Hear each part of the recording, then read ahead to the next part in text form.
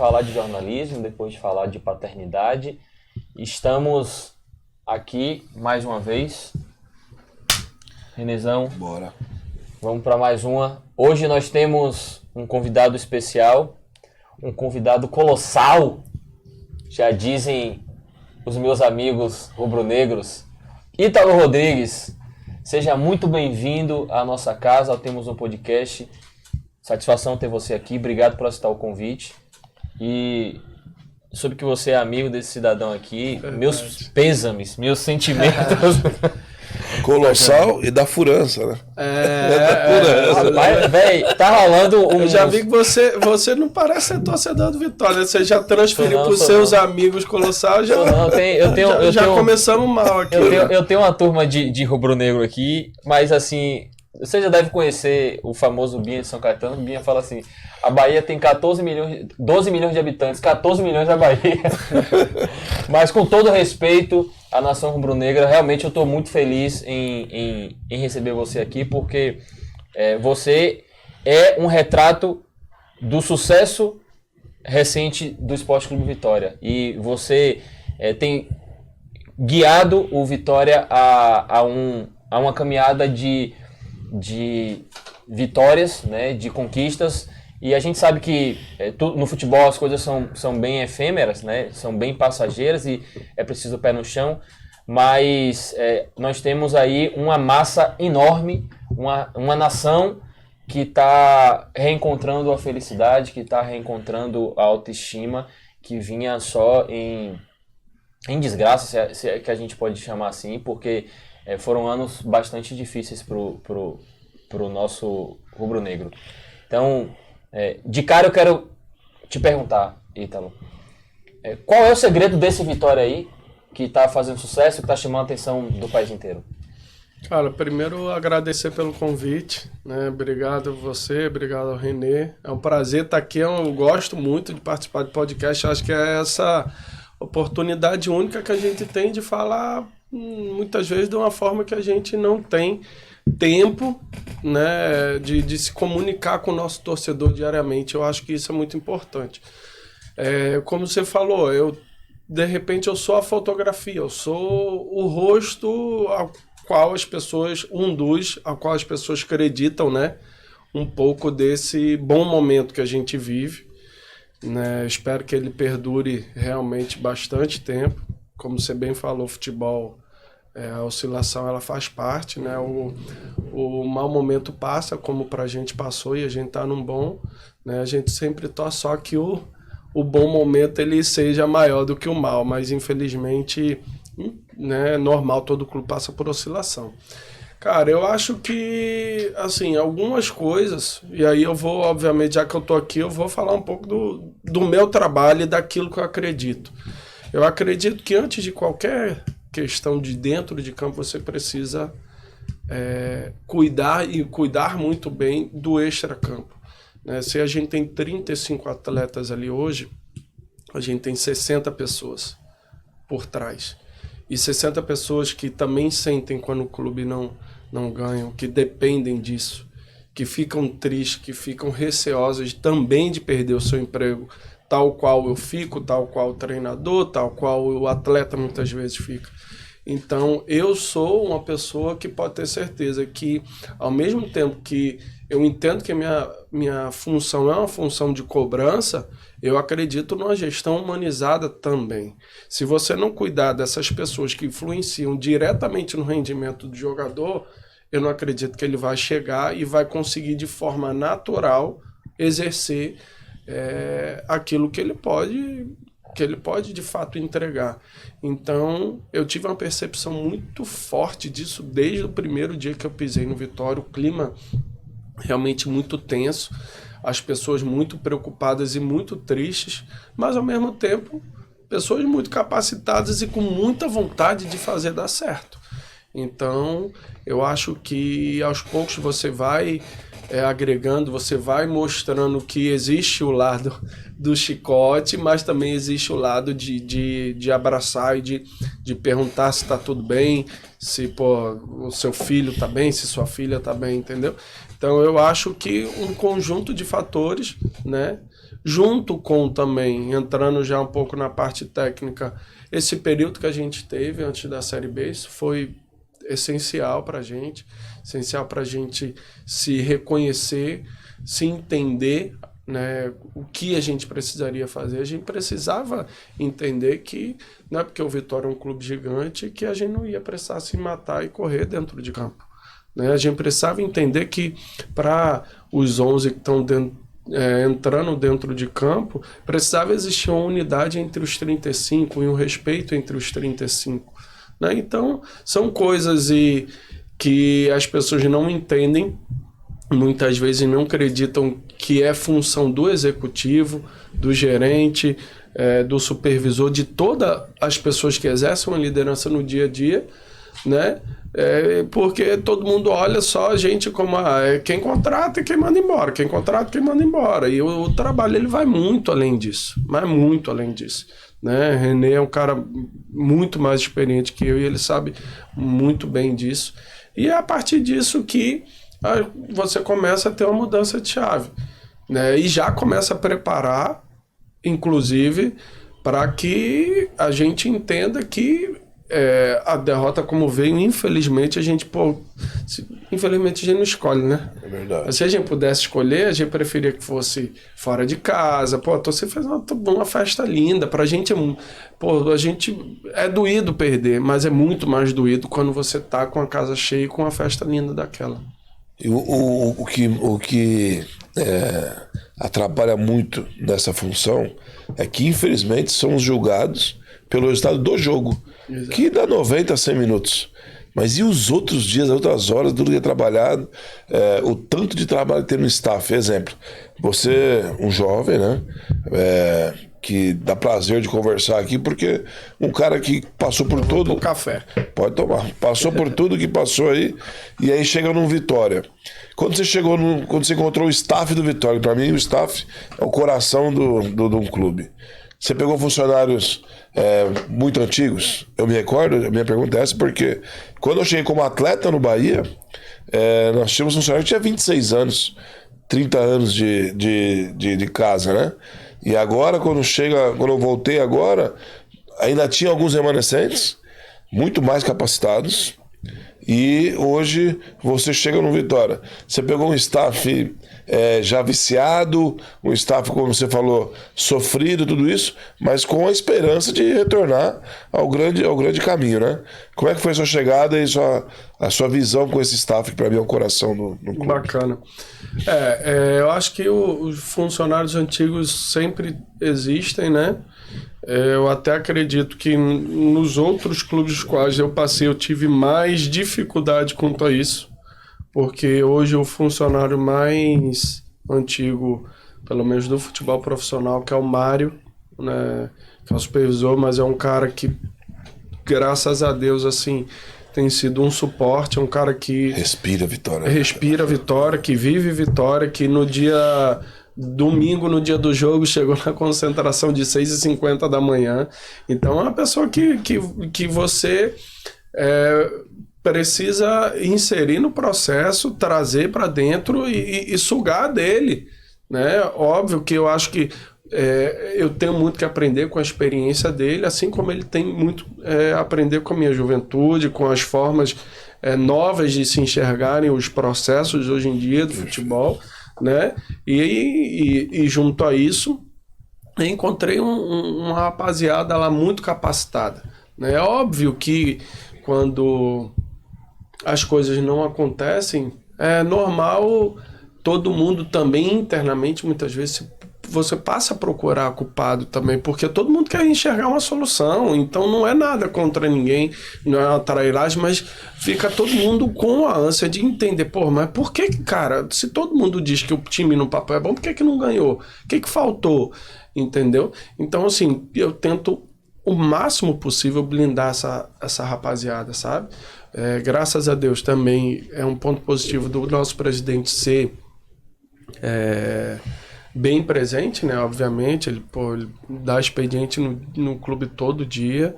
Então, todo dia, eu acredito que se ele não é o primeiro a chegar, ele é um dos primeiros a chegar. Tem dia que eu tento competir com ele ali, chega um pouquinho antes. No outro dia, ele chega antes. Né? Hoje eu vou chegar depois de todo mundo que a gente está gravando. Mas, enfim, dentro da situação, eu vejo isso, sabe? O staff era um staff machucado pelos resultados.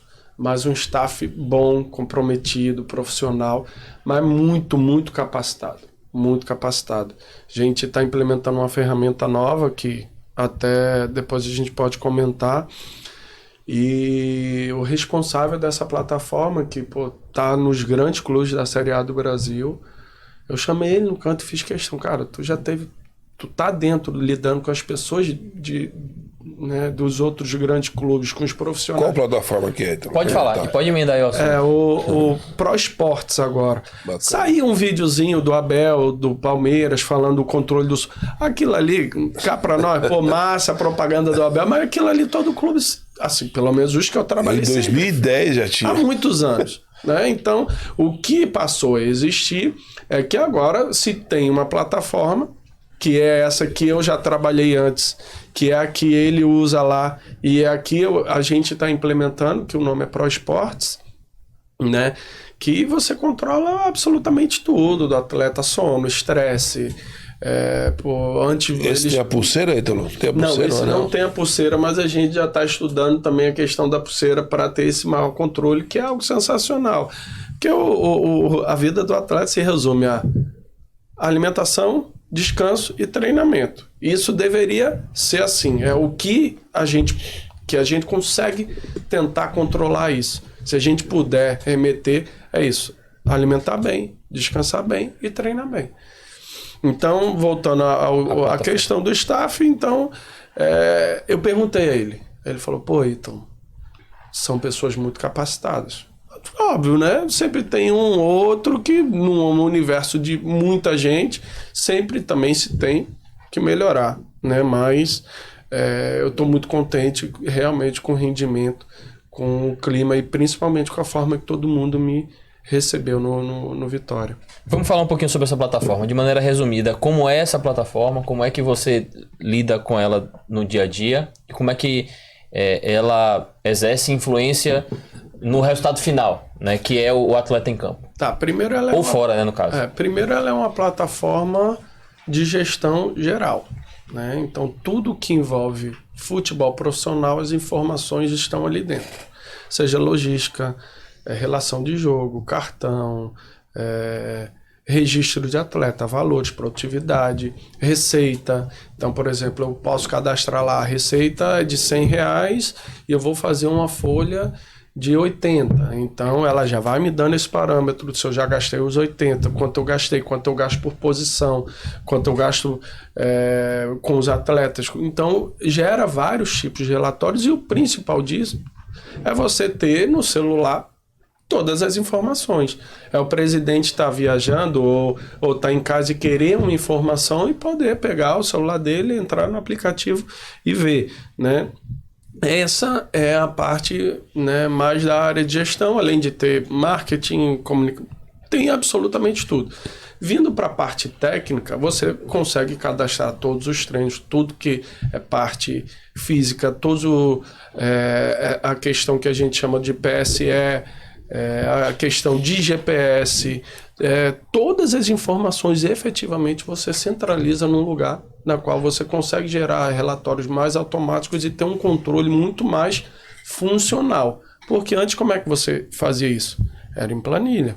Você abria ali o Excel, como você fazia os questionários? Google Forms. Faz o questionário ali, todo mundo responde e que já funcionava bem, entendeu? Então, tem coisa melhor do que acabar o dia você entrar ali e falar, deixa eu ver como é que foi o DM hoje. Alguém se machucou, não machucou? O jogador que saiu do treino hoje, o que o médico colocou, né? qual é a real situação dele, ele faz o exame hoje ainda. Então todas as informações de fato são ali.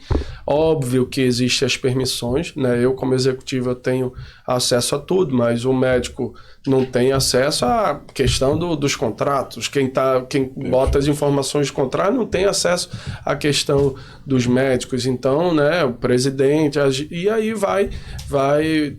tem área que eu particularmente consigo olhar, né, visualizar, mas eu não consigo editar. Por que eu precisaria editar algo na área da fisioterapia? Entendeu? Então, é uma plataforma que vem surgindo, né? Eu já tinha trabalhado com outras, né, outras duas, porque eu acho que pelo meu perfil também de ser jovem, vim da área acadêmica, né, apesar de ter passado pelo campo, eu visualizo que tudo que seja funcional, porque às vezes a gente também tem que ter cuidado para não burocratizar muito o processo, né? Futebol é dinâmico, é tudo para ontem. Então, se eu consigo algo funcional, que me dá segurança, né? Que eu acho que a gente vai ter informação ali de uma forma mais prática e mais rápida, não só através dessa plataforma, mas de qualquer outro produto que possa nos ajudar no dia a dia importante. Profissionalismo é a palavra, né?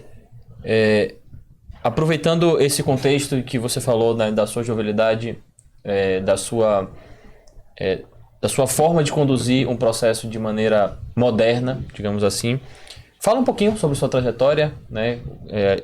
René estava lembrando aqui nos bastidores, foi um cara que passou por praticamente todos os cargos e funções ali no departamento de futebol, até foi para o campo.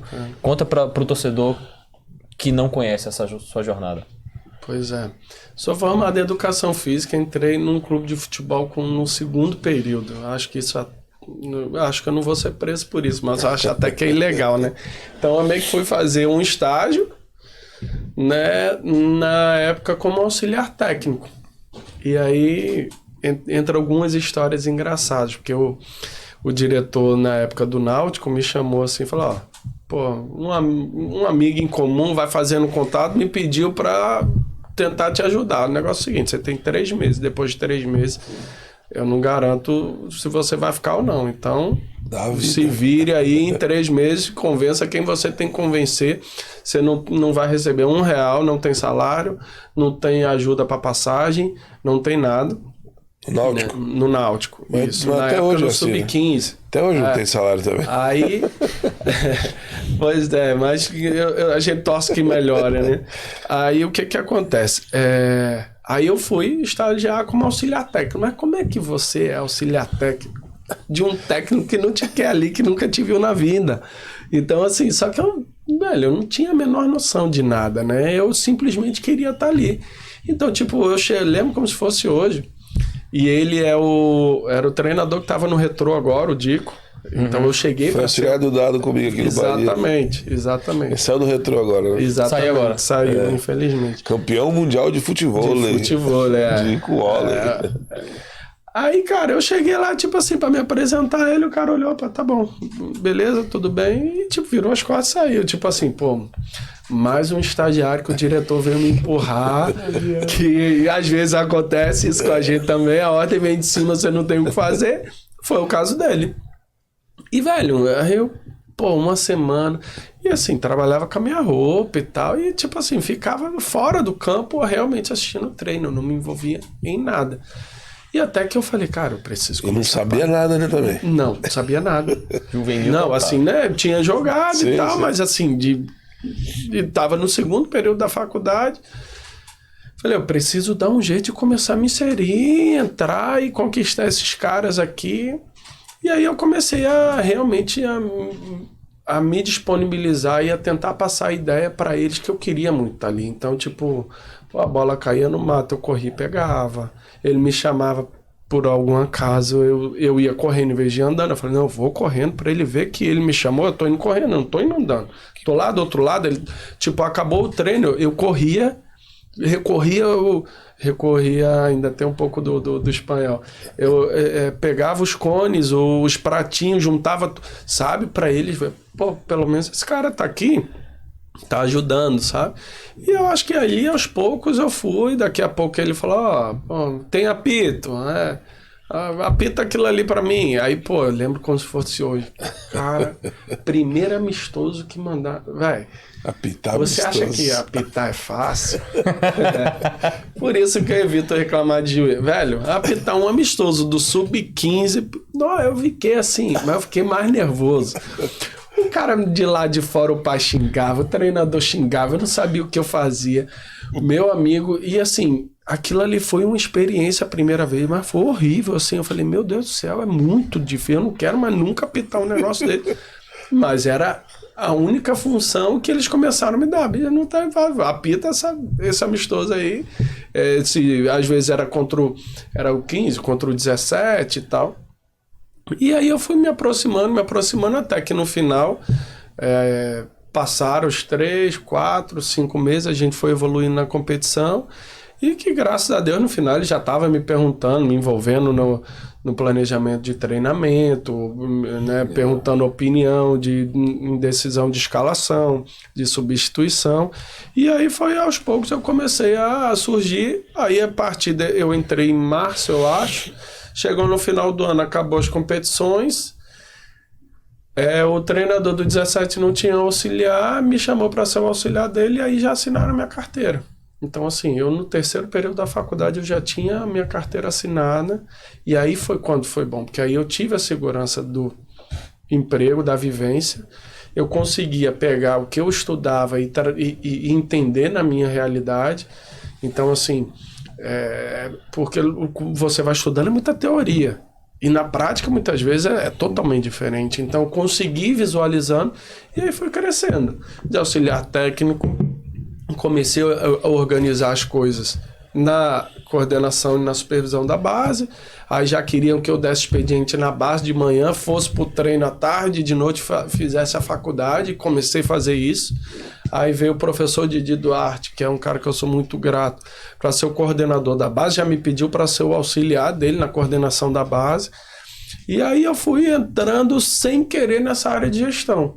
Até que o supervisor do profissional, que hoje está na seleção brasileira, Hamilton, amigaço meu, um cara que foi quem realmente me deu esse up de me levar pro profissional, falou assim, cara, eu preciso de alguém aqui no departamento de futebol do profissional com você, que seja organizado e tal, não sei o quê.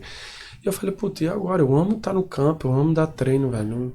Tipo, é muito prazeroso, né? Você ver a evolução, assim, coletiva do seu time, principalmente na base, que, pô, é muito bacana, é muito prazeroso. Só que eu acho que eu não ia ser um treinador tão bom assim, porque eu perguntei pra todo mundo e todo mundo falou, cara, vai. Te empurraram para outro caminho. Aí eu falei, cara, eu não quero ir não, mas tá todo mundo falando pra eu ir, eu vou. E aí me empurraram. Quando eu cheguei no departamento de futebol profissional para ser auxiliar do supervisor, com um mês ele recebeu a convocação da seleção brasileira. E aí, um mês no departamento, sozinho, sem saber nada. Não tinha o sistema como tem hoje. Não existia um regulamento. René sabe, não existia um regulamento de dizendo assim, ó... Para fazer o contrato, você faz assim. Já tinha o WhatsApp? Isso pode, não tinha WhatsApp. Isso pode, isso não pode. Não tinha nada. O contrato era um papel, você levava na federação, era fax. Para transferir jogador era fax. E eu lembro de hoje, era Nextel, pô. Aí o Hamilton na seleção, pô, pipipi toda hora. Eu falei, Hamilton, tem que fazer o contrato e não sei o que. Ele abre a tela aí do computador, tal, assim. E aí eu fui pegando. Aí supervisor, coordenador, gerente, saí como executivo. E uma dica que eu aproveito para dar para quem quer trabalhar com futebol, velho, mostra o seu trabalho com respeito, sem passar por cima de ninguém, sendo profissional, mas mostre o seu trabalho.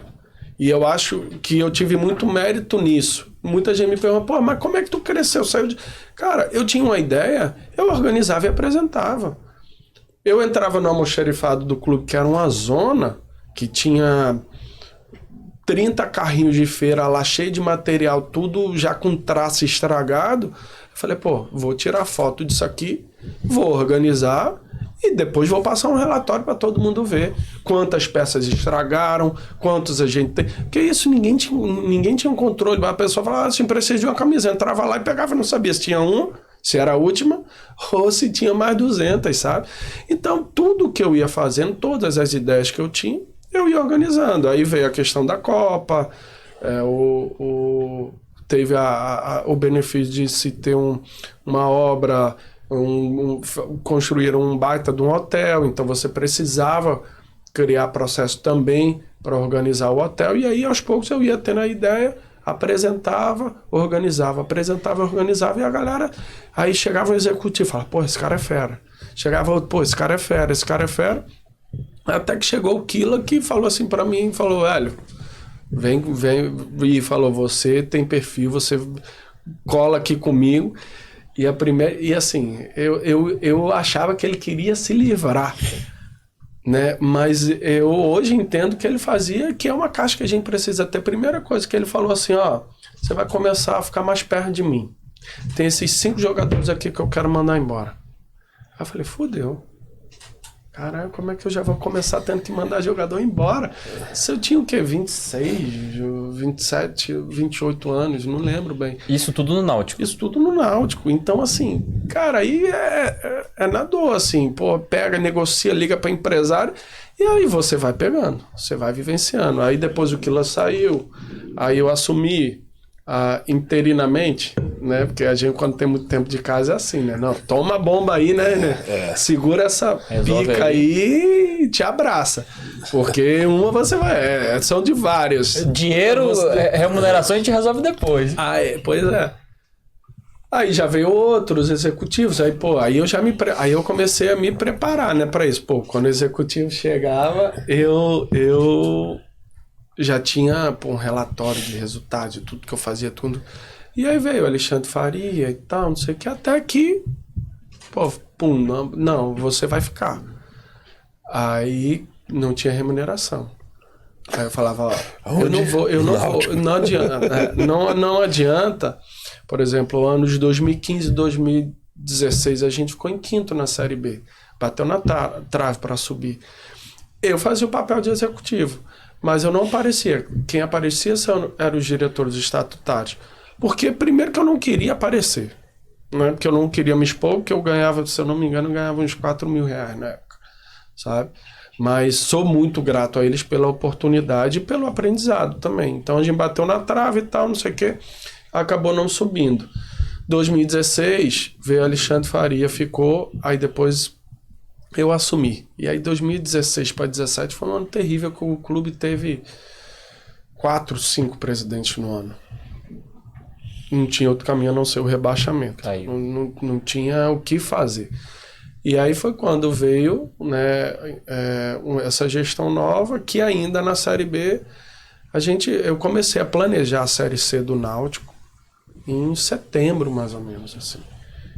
Porque, pô, beleza, não tem mais como contratar, vamos focar em tentar livrar o time. Mas se não livrar, eu já tinha tudo planejado. Como eu acredito que deve ser, de pensar num modelo, de definir o perfil de jogador, a característica de jogador, com quem você quer trabalhar, a forma do jogador que você quer trabalhar. E ali, velho, para mim começou um ano de sucesso do meu trabalho, entendeu? Porque na Série C o Náutico nunca tinha vendido tanto, fez as maiores vendas da história do clube, ficou 16 jogos de vencibilidade, se eu não me engano, a maior da história. O Náutico nunca tinha vencido o Sport, fazia, 30 anos que não vencia o Sport numa final dentro da Ilha do Retiro. Venceu, perdeu nos pênaltis, mas venceu. Então, assim, a gente construiu. Semifinal da Copa do Nordeste, a gente terminou com 9 atletas formados na base. Então, assim, ali eu comecei minha trajetória. No ano seguinte, a gente conseguiu ser campeão, né, brasileiro da Série C.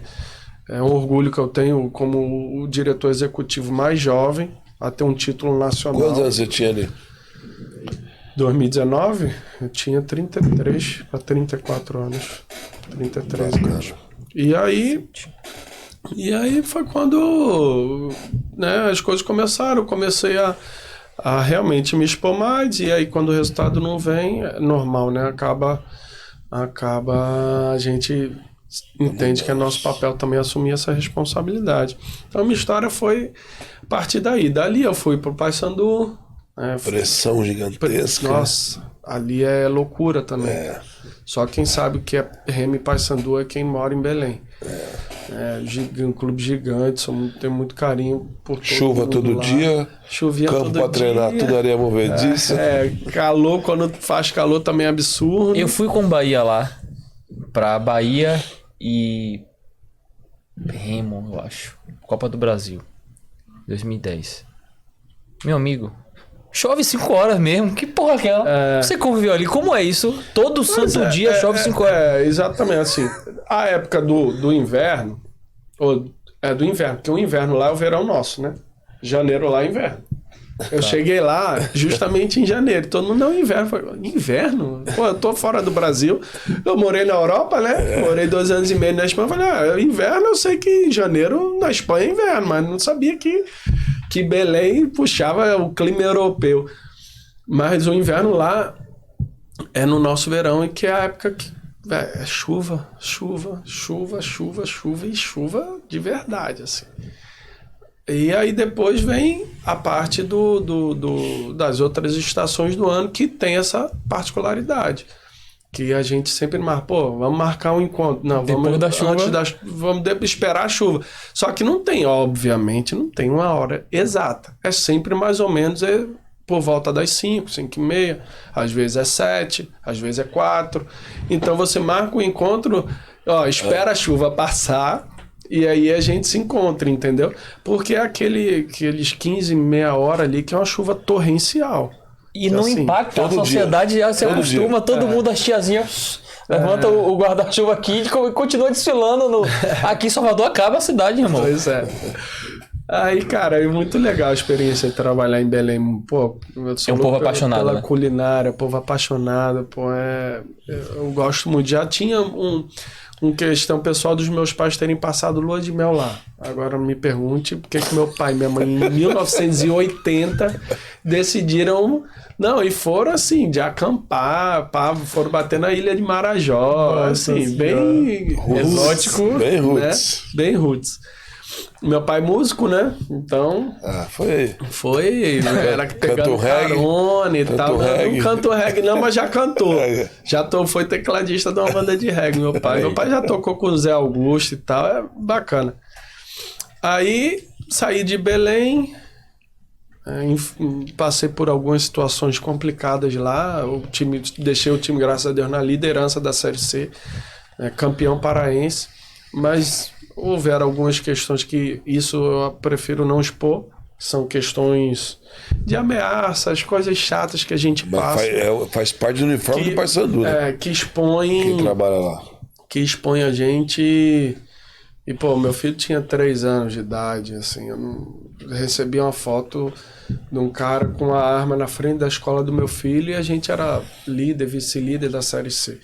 Era questão pessoal, não era, neste caso pontual, eu excluo totalmente as organizadas, a torcida do Paysandu, porque inclusive vieram falar comigo quando eu pedi para sair, falaram, cara, não sai, a gente tá aqui para apoiar e tal. Mas enfim, entra questão política, entra várias questões, né? Que a gente sabe que é inerente. Aí eu recebi a proposta do CSA, decidi ir. Né? E aí me mudei, graças a Deus, infelizmente, né? Fez uma boa campanha, mas bateu em 5º. Né? Depois sobe. Quase sobe. É a pior colocação. Eu já fiz 62 pontos 2 vezes na Série B, cara. E não subi. É foda. Com o Náutico... Com o Náutico e com o CSA. Com o Aquele Náutico, se eu quase não me engano, uma vez 60 e outra 62. Se eu não estou enganado, com o CSA 62.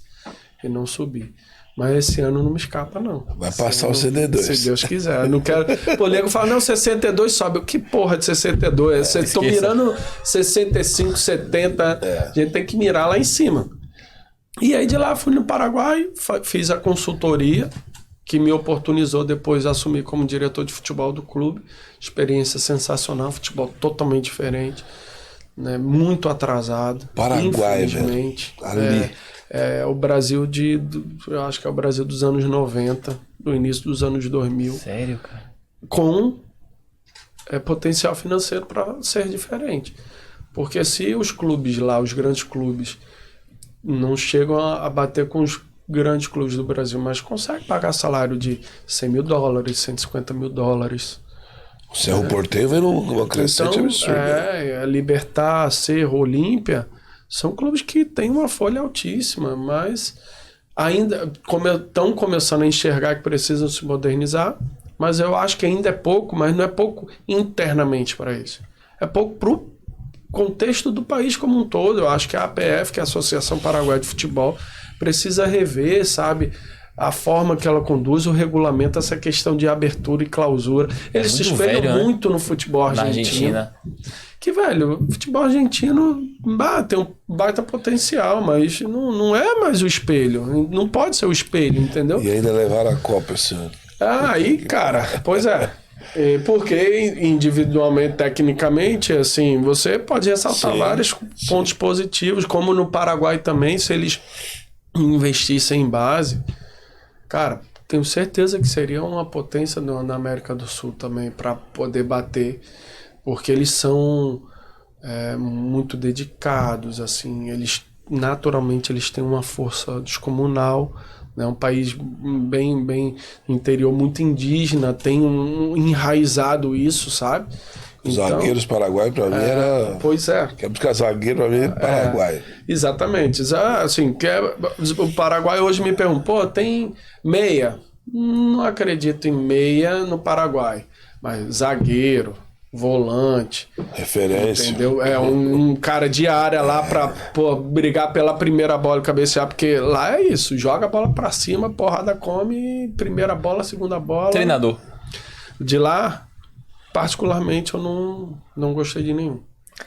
Assim, eu tô falando treinador porque quando o Bahia trouxe o Dabov, me causou estranheza pro nível que é o futebol brasileiro. Ele pode ser bom. A primeira coisa que eu pensei foi, ele pode ser bom lá. Eu não consigo ter confiança em um cara que é dito que é bom porque foi bom no Paraguai. René tava no clube, ele pode falar especificamente sobre esse treinador, que dizem que é muito bom, que tem um trabalho muito legal. Aí o Ceará tá pra trazer um outro paraguaio que foi pro Curitiba e tal. Não, o Ceará e foi demitido, né? Isso. Que é o Gustavo. Isso, ele tá indo pra o Morandi, não é isso? Monínigo. Ele assumiu o Avaí ontem. Isso. Avaí, desculpa, o Avaí.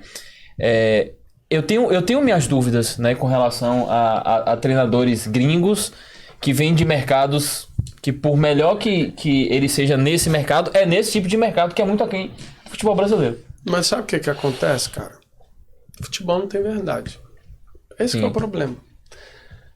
Eu não posso falar do trabalho do Gustavo porque eu não vi, né, o trabalho do Gustavo Monínigo. Eu não posso falar porque eu não vi nenhum jogo. Quando eu estava no Paraguai, ele estava aqui no Brasil, Curitiba, Ceará. Então não posso falar. Posso falar de alguns treinadores que eu vi lá e, assim, todos eles eu sempre achei muito pouco, sabe? Pro que eu acredito de futebol, pro que é a minha ideia de futebol, pro que a forma que eu gostaria de ver um time, né, coordenado por mim jogando. Né, do Gustavo eu não posso falar, mas é o que eu tô falando. Não acredito que também seja um trabalho super moderno, com várias ideias, mas querendo ou não, o cara veio pro Brasil e conquistou um acesso, né? Querendo ou não, ele saiu do Ceará, mas o time tava na final com uma vantagem de um primeiro jogo. Então, você vai dizer que o trabalho dele não serve? Cara, eu não falo nada, eu posso falar assim, esse trabalho não me agrada porque não é a minha linha. Perfeito. Mas você nunca vai me escutar, ele é ruim, ele não serve. Ele pode não... A ideia dele pode não bater com a minha. Uhum. Mas dizer que eu trabalhei com o Givanildo. Givanildo hoje não você vai falar o quê de Givanildo Oliveira? Os maiores... O cara conquistou, se eu não me engano, 14, 15 acessos. Tem mais de 20 títulos. Como jogador bateu na seleção brasileira. Vai ver o trabalho dele, é feijãozinho com arroz, é coletivo praticamente todo dia. Mas enquanto ele estava na beira do campo, ele conquistava. E você vai dizer que ele estava errado? Não tem. E ele tinha um grande auxiliar, né? Que é o Cláudio Prats. Sim, de uma forma ou de outra, às vezes é a experiência do cara ali que, beleza, a semana não era conduzida de uma forma por ele, e pelos auxiliares, que talvez na minha visão não era o ideal, mas chegava no campo ele enxergava coisas que ninguém enxergava, entendeu? E até onde isso é bom ou é ruim. Então o futebol não tem verdade, cara, esse que é o problema. E às vezes a gente que é novo, que estuda, que quer crescer, a gente vê, né, alguns profissionais assim em outros clubes, a gente vê profissionais muitas vezes tendo oportunidade e, pô, vou ser bem sincero, dá uma dorzinha de cotovelo, fala, pô, eu acho esse cara fraco pra caramba, mas esse cara tá lá, velho. Entendeu? Pô, por que eu tô aqui em casa? Fiquei 9 meses desempregado, fazendo a consultoria, esperando uma oportunidade, não tive. Mas aí é que tá, futebol não tem verdade. Eu digo muito que futebol, e eu acho que isso é muito o momento do Vitória hoje. De você ter a capacidade de encaixar as peças no lugar certo, de fazer o melhor com aquilo que você tem naquele momento, entendeu? De conseguir extrair, visualizar, cara, pô, se eu tenho esse copo aqui, esse copo, pô, é bom para tomar água, é bom para tomar vinho, pô, não vou tomar café nesse copo. É ter uma percepção do que você tem e daquilo que você pode fazer da melhor forma, de potencializar com o que você tem. Eu visualizo muito isso e eu resumo minha função em geral em gerir pessoas. E por isso que cada vez mais parte técnica foi o início da minha carreira. Eu consigo, na minha visão, debater com qualquer treinador, taticamente, tecnicamente, o jogo. Então, hoje o que eu invisto é em gestão de pessoas e liderança. Pessoas precisam ter esse outro lado que o futebol não enxerga e que eu acredito que sim faz diferença. A gente vai ter uns papos bacanas pra trocar depois, porque é muito a minha filosofia no meu dia a dia. É tudo que eu tenho me esforçado diariamente para trabalhar nos meus negócios. É exatamente essa contextualização aí. Paraguai, terminou a jornada lá, voltou pro Brasil. Cara, e aí eu vou contar mais ou menos como foi a minha chegada no Vitória agora, né? Pra finalizar. Onde acontece. Voltamos a... Cara, eu tinha um acordo de poder passar 70 dias no ano. No meu contrato tinha isso, no Paraguai. Eu tinha 70 dias no ano para poder vir para o Brasil. Eu peguei mais ou menos as tabelas, as datas de campeonato, falou, pô, 70 dias no ano, então vou passar uma semana no Brasil. Lá, como é um jogo por semana, então você tem janelas. Eu conseguia, e assim, óbvio, né? Era um clube empresa, era um contexto totalmente diferente. Né? Trabalhando num grande clube do Brasil, eu tenho a consciência que eu jamais poderia fazer isso, né? Até para não acharem que eu tenho essa ideia aqui. Porque o nego é foda. Corta aqui, depois bota lá, tá vendo? Uma semana ainda tá... Mas eu tinha, né? E aí, em um desses períodos, eu cheguei no Brasil foi num domingo, cara. A gente tinha jogado lá no sábado. Quando eu pousei em Recife, que eu tava indo ver meu filho, me ligaram, fica ligado no celular que o presidente do Vitória vai te ligar. Aí eu, caraca, e eu tava no meio da BR, assim. Só que a minha sorte que entre Recife e João Pessoa, Recife e João Pessoa, que meu filho mora em João Pessoa, minha mãe mora em Goiânia, que é uma cidade no caminho, né? Aí eu falei, pô, vou parar em Goiânia e vou esperar a ligação. Sendo que isso, óbvio, eu já tinha o desejo, eu já sabia que Vitória estava sem executivo e, velho, eu tava muito afim de vir. Então, assim, eu tava mexendo todos os pauzinhos possíveis e impossíveis para conseguir ter uma oportunidade de ser entrevistado pelo presidente. Era só isso que eu queria. Porque eu tinha a convicção, e eu tenho muito essa convicção. Sempre falei isso. O presidente que me entrevistar, ele vai me contratar, eu tenho convicção disso.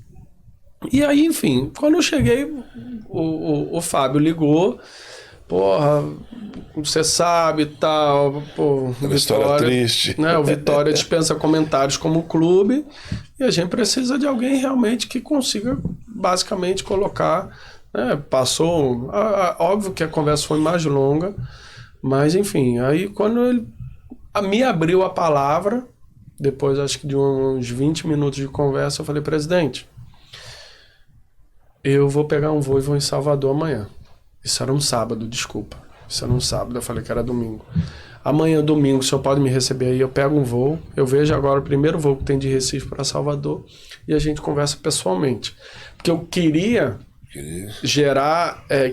eu sabia que ele não me conhecia. Eu sabia que, teoricamente, para a torcida do Vitória, meu nome era pequeno.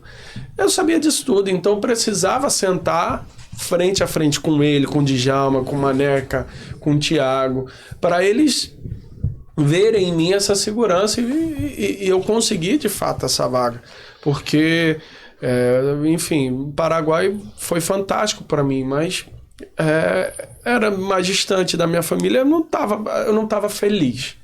Eu exerci o meu trabalho com muito profissionalismo, mas não estava feliz, eu tinha muito desejo de voltar para o Brasil.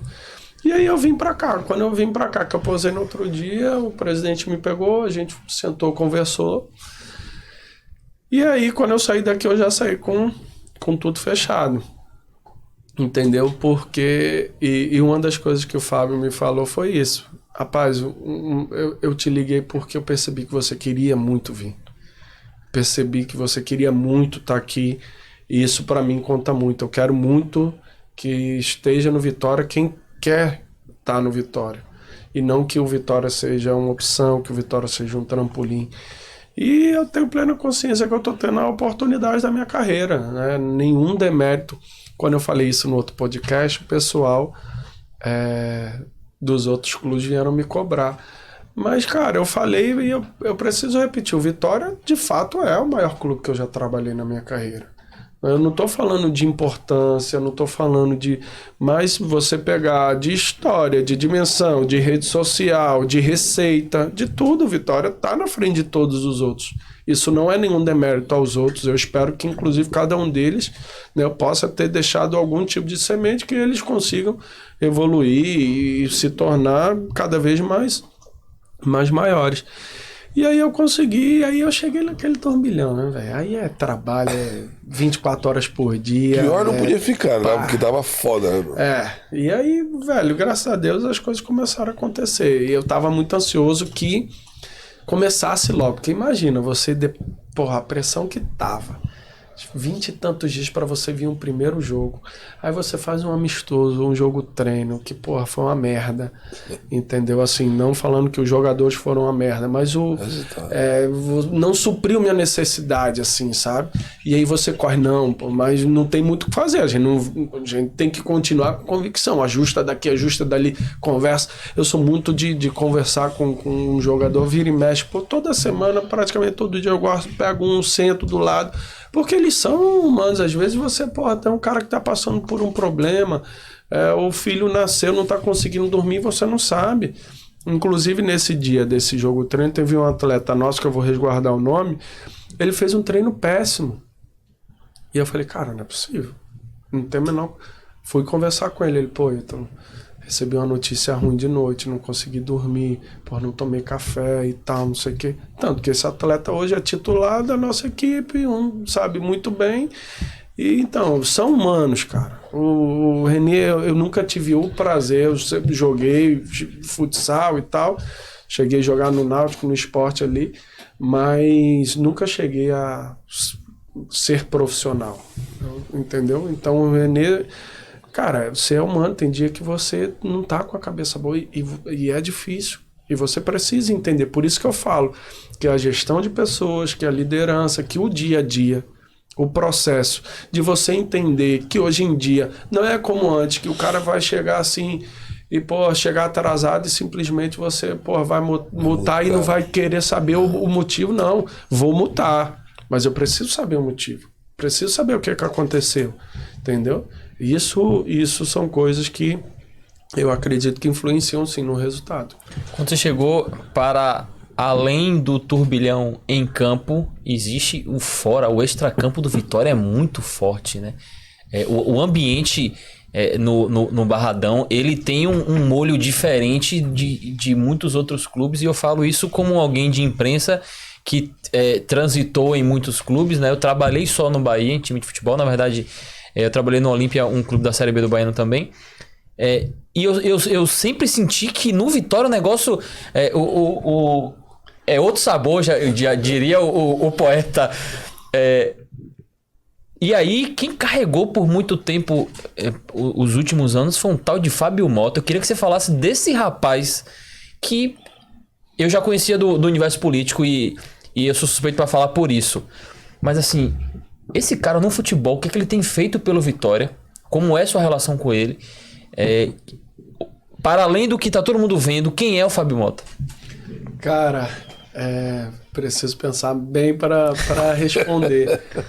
Até porque, assim, eu acho que é a oportunidade da gente ser sincero e de repente, usar isso até como uma forma de estar falando para o próprio presidente do clube, que até hoje eu nunca cheguei para o presidente e falar, pô, presidente, eu acho isso, eu vejo você dessa forma. E assim, cara, até hoje o Vitória sofre pelas más administrações. Existem atletas que não quiseram vir por conta disso. Ah, pô, tá em dia agora, mas eu não tenho segurança. Há 2 anos atrás não tava. Há pouco tempo teve um transfer ban e tal. E, cara, o Fábio é um cara que ele dorme e acorda. Ele quase não dorme, né? Pensando nas soluções para o clube 24 horas por dia. Inclusive, eu já cheguei a falar, presidente, o senhor precisa descansar.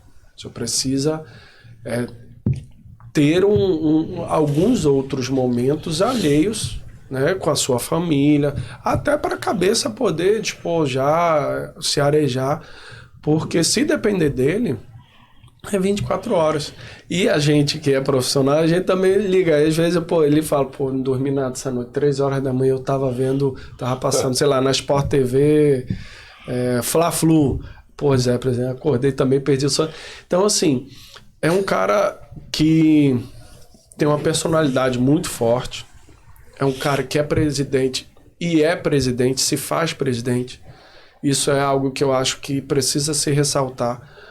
Porque se eu contar, eu tive mais de 10 presidentes diferentes na minha vida. E óbvio que a gente entende que existe a parte política do clube, existe a parte política, existe as politicagens e tal. Mas eu acredito que o presidente ele precisa ser presidente. Porque a imagem dele, e é ele que é o presidente, ele deve, pela parte política, ouvir, pegar opiniões, ter momentos, né, que ele sabe que tem coisa que ele não quer fazer, mas tem que fazer, tem coisa que às vezes não pode fazer, mas no sentido de ser presidente e de se colocar, cara, aqui a minha cara, sou eu presidente, sou eu que mando, eu respeito todas as funções, mas eu preciso fazer parte de todo o processo para poder entender e contribuir de alguma forma. Né? Eu acho que essa que é a gestão do Fábio.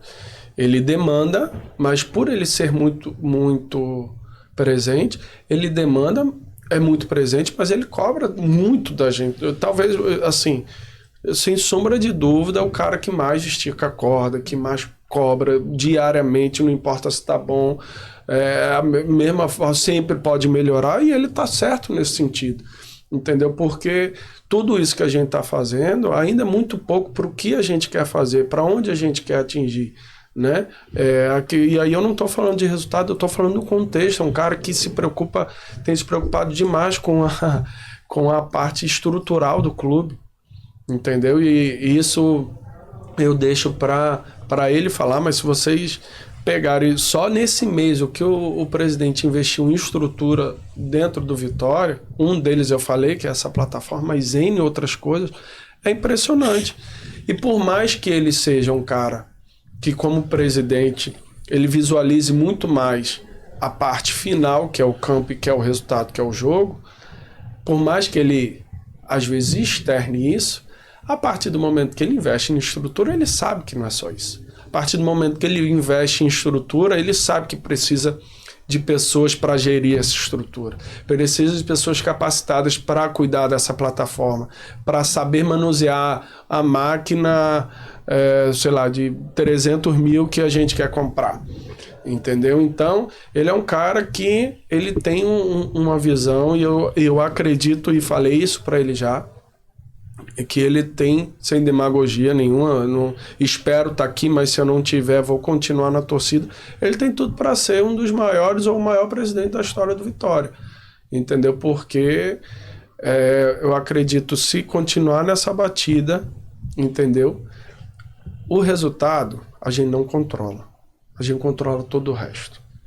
A gente vai fazer de tudo, a gente vai dar o nosso sangue para a gente subir, mas se por um acaso Deus livre, a gente não conseguir conquistar o objetivo e a obrigação da gente como profissional, do presidente, de toda a diretoria, é que ano que vem a gente esteja mais próximo do que a gente está em 2023. É essa a visão que eu tenho. Você vai batalhando pelo resultado. Você não conseguiu, pô, o resultado, o objetivo está aqui, o acesso está aqui, pô, hoje eu estou aqui. Se eu não conseguir chegar aqui, eu tenho que estar aqui. Eu não posso estar aqui. Ou eu não posso ter subido só um pouquinho, sabe? Então, a gente tem que estar coladinho ali. E é essa ideia que alguns clubes no Brasil hoje entenderam e que ontem eu escutei o meu treinador falar e que eu achei muito interessante. Alguns clubes se tornam pouco para A e muito para B. O Vitória nunca foi. O Vitória sempre foi muito para B, na minha visão, e nunca foi pouco para A. O Vitória tem 22 anos de Série A. Então, a ideia, diferente desses outros clubes que historicamente faz parte, sempre vai estar Série A, Série B, Série A, Série B. O Vitória não. Então, para a gente subir e conseguir se segurar lá em cima, só faz isso com administração, com profissionalismo, com planejamento. Isso precisa começar agora. A gente precisa saber ano que vem, se a gente estiver na Série A, o que a gente vai fazer. Isso não pode ser, eita, pô, chegou 30 de novembro, subimos. E aí, como é que vai ser a Série A? Não, isso tem que começar de agora. E eu acho e visualizo muito a visão do presidente quanto a isso. O Ítalo, sempre tive a visão como, na parte da gestão, no caso, você como executivo. Eu acho que vocês vendem gestão. Eu acho que um dos grandes objetivos do executivo é vender gestão. Um presidente dar o suporte e vir junto nessa ideia. Por que os clubes hoje mostram ainda pouco daquilo que se vende quando se fala em gestão? Um exemplo. Vocês têm essa plataforma, vocês têm todo esse investimento na estrutura do clube. E não passar isso para o torcedor, e não colocar isso, divulgar mesmo para a parte externa, isso não tiraria um pouco do peso daquele só resultado? Porque o torcedor, ele também está mudando a maneira dele de torcer. O torcedor está passando a torcer de maneira diferente. Hoje, nós temos equipes que perdem jogos e saem aplaudidos. Quando tinha isso antes? Perdia jogo, meu amigo, era bomba, era pedrada, era ameaça de morte. Hoje nós estamos conversando, o torcedor também está mudando. Será que não seria interessante os clubes começarem a vender essa gestão? A mostrar para falar, vem cá, nós fazemos isso, nós investimos nisso, porque pode ter o resultado disso.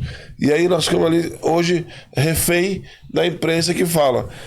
Se o Santos, o goleiro do Flamengo, que não vem num bom momento, se ele toma o gol no último lance, que ele quase coloca a bola pra dentro, a notícia todo dia ia ser Santos tá mal, tomou o gol disso, tomou o gol daquilo. Ninguém ia falar do que o Flamengo jogou, do que o Flamengo impôs o jogo. Então, assim, por que a gente não começa a vender isso como gestão e externar isso pro torcedor? Isso é mais um desafio, que acredito que é uma visão eu diria, dos jovens executivos, e eu concordo plenamente com você. Inclusive a gente, porque a gente já vem organizando esse material. Eu acho que a comunicação do clube, eu sempre tive muita proximidade com a área de comunicação por causa da minha esposa, da mãe do meu filho, que era jornalista e tal, então eu sempre sempre entendi os dois lados e sempre visualizava isso. E ela falava, cara, vocês precisam falar disso.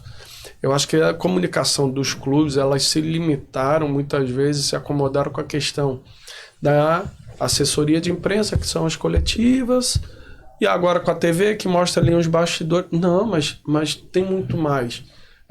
tudo isso que a gente falou aqui não é dito de dentro do clube, mas por que não é dito, né, Renê? Verdade. Então, assim, eu acho que também tem isso sim, de você saber se vender, de você conseguir e colocar assim, ó, o resultado não veio, mas o trabalho está sendo feito. Entendeu? E eu concordo plenamente com você. Eu acho que falta para o Vitória, falta para vários outros clubes. E isso, sem dúvida, é algo que eu visualizo e que eu já... eu visualizo tanto isso como, por exemplo, por usar os próprios profissionais do clube que são capacitados para gerar capacitações naqueles que têm e que tem a vontade, que tem...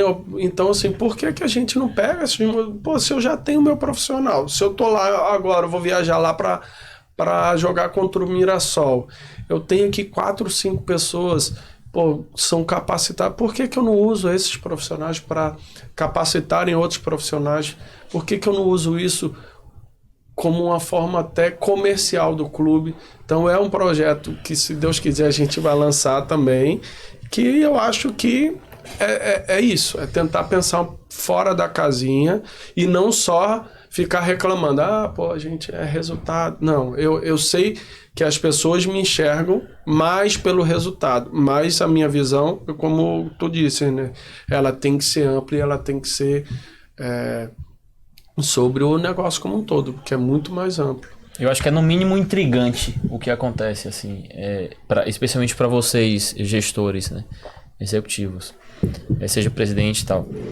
É um mundo moderno, né? A forma de se comunicar e de passar informação para o torcedor e o diálogo, né? A gente que trabalha com marketing, a gente fala isso, né? O marketing 5.0 hoje, ele é horizontal, irmão.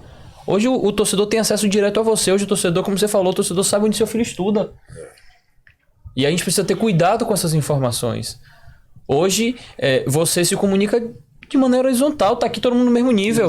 Né? Você publicou uma coisa ali, a pessoa tá reagindo ali, e ele tem poder de voz para criticar o que você fez. Se você não fizer tudo de maneira muito planejada, para passar o seu trabalho, não cabe mais aquela história de que vamos fazer um treino fechado e é só isso. Você está escondendo um percentual, que é do treinador, é uma dor do treinador. Mas e a dor do executivo, que foi ameaçado de morte? E a dor do executivo aqui, que teve convulsão enquanto estava no Bahia? E a dor do presidente, que foi ameaçado de morte? No porta do prédio, meu irmão, presidente e a dor do atleta lá, que parou a cidade, que Neymar, o prefeito da cidade foi contra ele, a torcida foi atrás do cara, na porta dele, e a culpa é dele, com a mulher grávida, e a culpa é dele. Machucado. Veja, machucado. Então, assim, vocês de fato precisam pensar nessa forma de comunicação e de exposição do que é o trabalho de vocês de fato. Eu só fico pensando assim, como é que dorme, velho? Como é que dorme? Ontem não dorme. Ontem eu tava conversando com um amigo e esse amigo falou assim, mas essas ameaças nunca concretizam em nada. Eu falei, irmão, qual é o ser humano que tá preparado para receber uma mensagem falando assim, eu vou te pegar de noite com a foto de uma arma? Quem é que tá preparado para isso? Eu não conheço. Fora os agentes de segurança pública, que são preparados para isso. Fora isso, irmão? Sim. Não tem. Então, de fato, eu acho que tem que pensar nesse quesito mesmo. Exatamente. Eu acho que ampliar, inclusive, saber que... eu falo muito isso, né? O clube existe para quem consome, né? Então, vamos olhar como uma ferramenta de entretenimento e que quem consome são os torcedores. E se a gente é o clube, a gente tem a obrigação e o dever também de, não me entenda mal, de participar e de influenciar nessa visão deles, de, entre aspas, dar uma educada nesse pessoal mesmo, ó. Tá vendo aqui? Isso aqui, tudo existe um limite.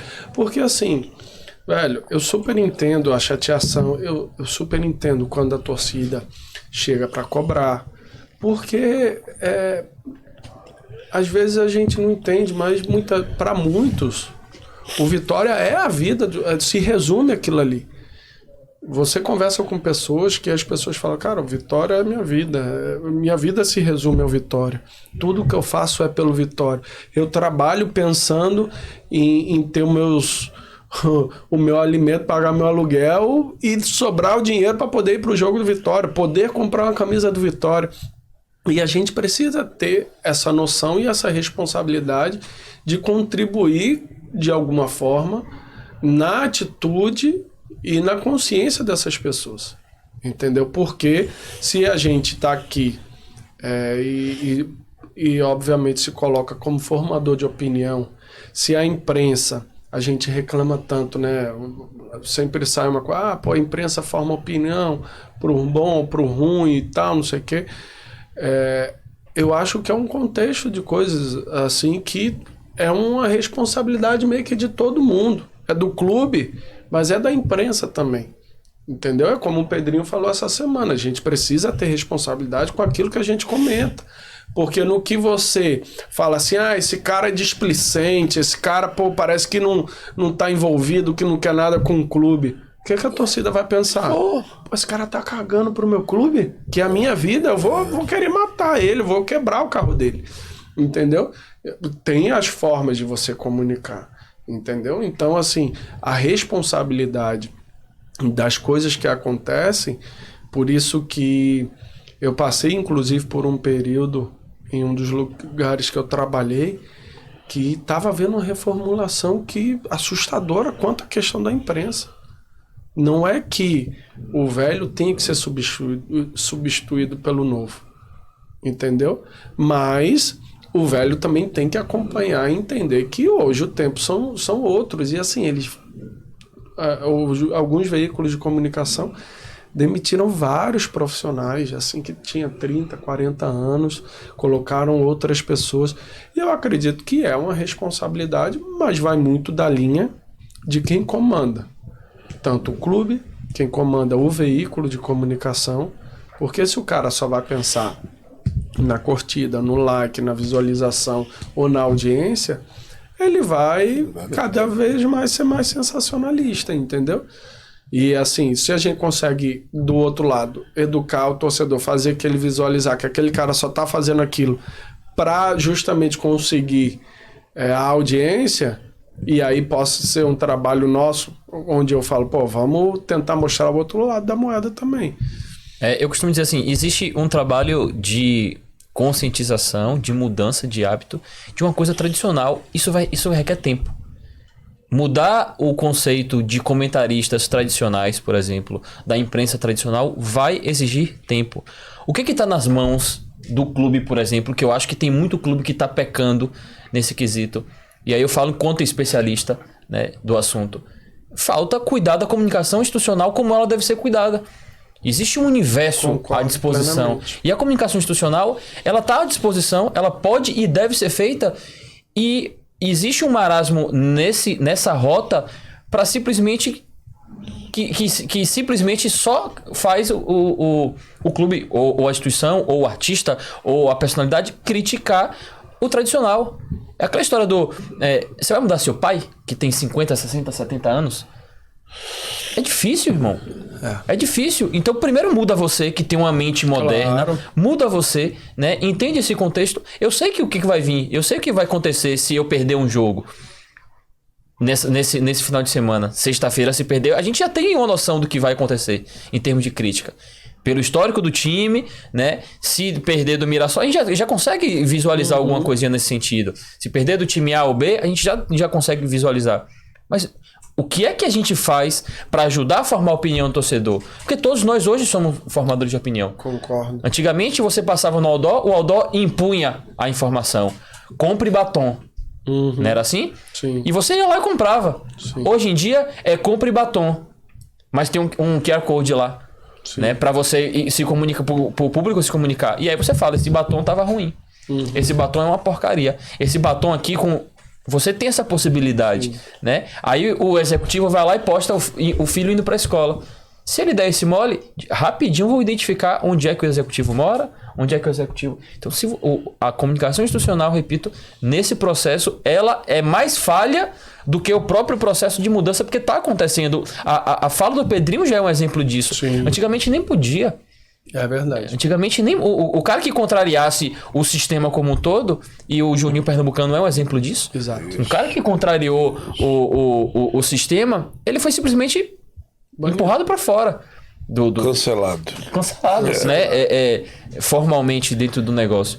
Hoje não. Hoje o Pedrinho fala na posição que ele tá sobre os próprios colegas dele. Sobre ele mesmo. Sobre ele, inclusive. Então, se o clube, se a instituição, se o negócio não se atentar que é preciso fazer esse tipo de investimento também, ele vai ficar para trás e vai ficar refém. E é isso que não pode. Antigamente você só tinha essa opção. Pô, vou torcer ou vou comprar, e aí tinha o famoso jabá. Né? Vou comprar, vou fazer relacionamento com aquele comentarista para ele falar bem do meu clube, inclusive nos maus momentos. Mas hoje não. Você tem uma forma de comunicar, Sim. de relacionar com o torcedor, que é difícil. Que é diferente, melhor dizendo. Só para esclarecer, assim, para não... O mais experiente, ou as pessoas que têm uma visão diferente, assim, eu não acho que essas pessoas têm que ser canceladas ou expurgadas, não, porque se tem uma coisa, como eu citei o Mário aqui, quando primeira oportunidade que eu tive, eu colei logo do lado do Mário, pô. É o cara que mais conhece o Vitória, tá lá 40 anos. Pô, como é que é aqui, como é que é a torcida... Então, a gente, simplesmente, eu quis dizer, o momento é outro. Por conta disso aqui, por conta da forma de comunicação, dessa convergência toda digital que existe hoje, que antes não existia. Antes era TV e rádio, entendeu? Então, hoje, a forma de se comunicar, ela está muito mais complexa e ela está se fazendo de diferentes formas. Isso que a gente está tendo aqui, esse bate-papo, velho, você pegasse um cara, diretor de futebol há 20 anos atrás, como é que seria isso aqui? Provavelmente... Eu tenho um exemplo legal, termine. Me conta, porque eu quero saber. Eu acho que provavelmente seria um programa mais de discussão e de debate do que de conversa, como a gente está tendo, de contribuição, como está tendo. Porque antigamente essa é a palavra, assim, contribuição. Exatamente. Porque é o que eu falo, velho. Todo mundo sempre tem o que aprender. Entendeu? Não é porque hoje eu estou como executivo do Vitória que eu sei de todas as coisas, que eu tenho uma solução. Não tenho a solução de nada. O meu dom talvez seja justamente conseguir, por isso que eu falo tanto em gestão de pessoas, conseguir captar, conseguir entender num contexto total, que é a torcida, que é quem consome o clube, o que ela visualiza, o que ela espera do clube, como ela quer ver o time dela dentro de campo e conseguir, em algumas ações, começar a entregar esse produto que é um time competitivo, que é um time que vai vencer, que é um time que vai conseguir conquistar esse acesso.